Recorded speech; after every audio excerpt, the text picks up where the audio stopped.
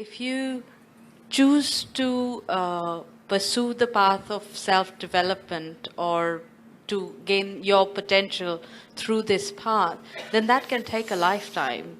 I want to find out what is the balance between trying to pursue my development versus doing something and finding that balance. I mean, how do I go about figuring that out for me? Was that clear? No. Yes, yes. Okay.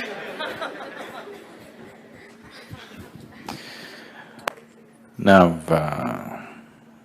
when you talk about self-development, we are not talking about self-development here. Self cannot be developed. What you're referring to as self cannot be developed. It is not something that you can develop or you can put it down or anything. It's just that it's been lost. You have lost contact with it. So getting in touch with it, in case it takes a lifetime, in case, not necessarily in case it takes a lifetime, how much time do I give for that and how much time to do other things? What are the other things you do?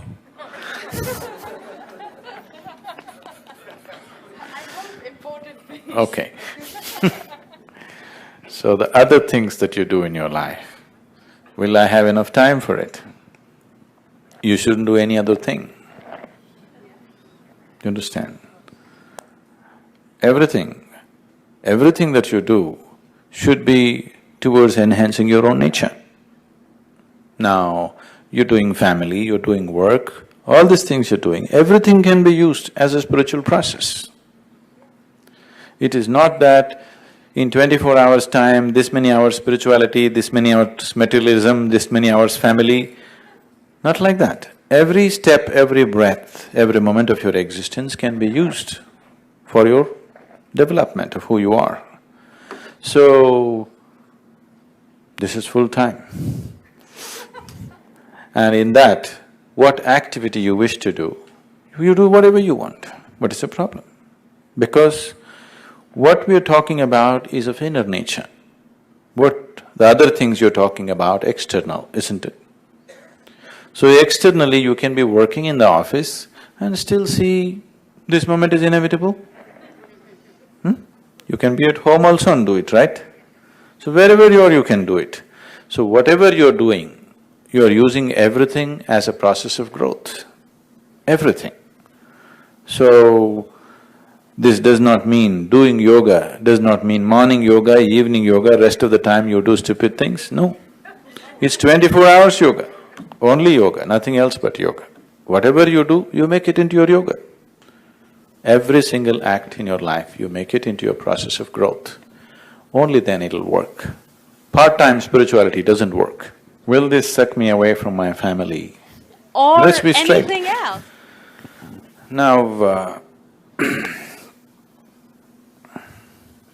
will this take me away from this or that? Not necessarily, not at all, because millions of people who have done the program are all people who are involved in variety of activity. Just a handful of people are full-time into it, because some people need to do it full-time. Yes? Suppose I also pursued some other profession and, only in my vacation I thought inner engineering, you wouldn't be here today, isn't it? Yes? So few people take it up full-time because they see that's their choice, they want to do that.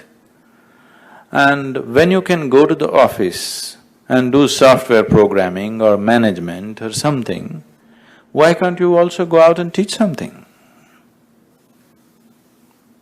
It's not that you have to take it up. I'm saying for an individual person, what is the problem? Somebody chooses that.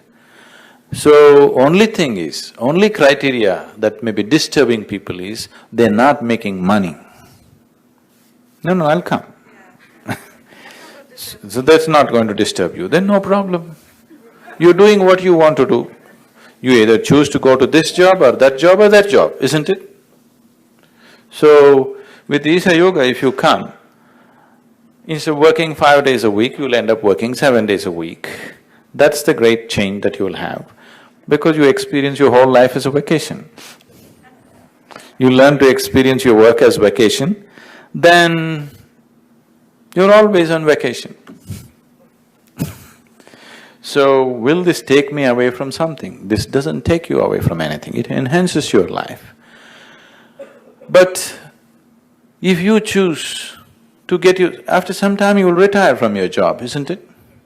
When you retire, it's a question of your choice, isn't it so? Somebody goes out fishing, somebody goes out meditating, somebody goes out dancing, somebody goes out drinking. It's individual choices they're making, isn't it? Right now, unfortunately, people like you, yes, who are…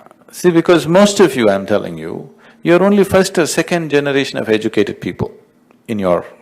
this thing. So you're just thrilled about a few things that you have access to. If you are 10th, 15th generation of educated people in your family, you would have total disdain for education, doing well and all this nonsense. Yes?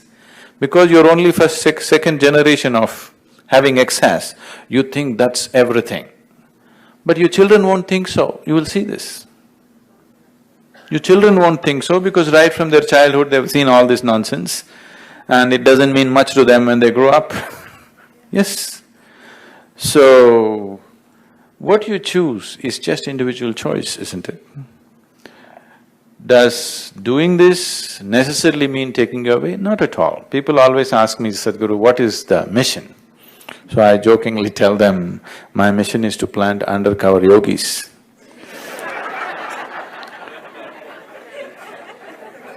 So today I can very proudly say, I have planted many people who are in peak of yogic experience, but they're managing banks, they're managing corporations, they're housewives, they're all undercover yogis.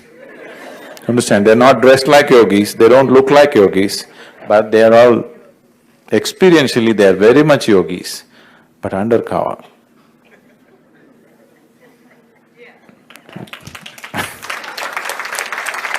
So, you want to be undercover yogi or overt? Undercover, okay, that's fine. That's my mission too.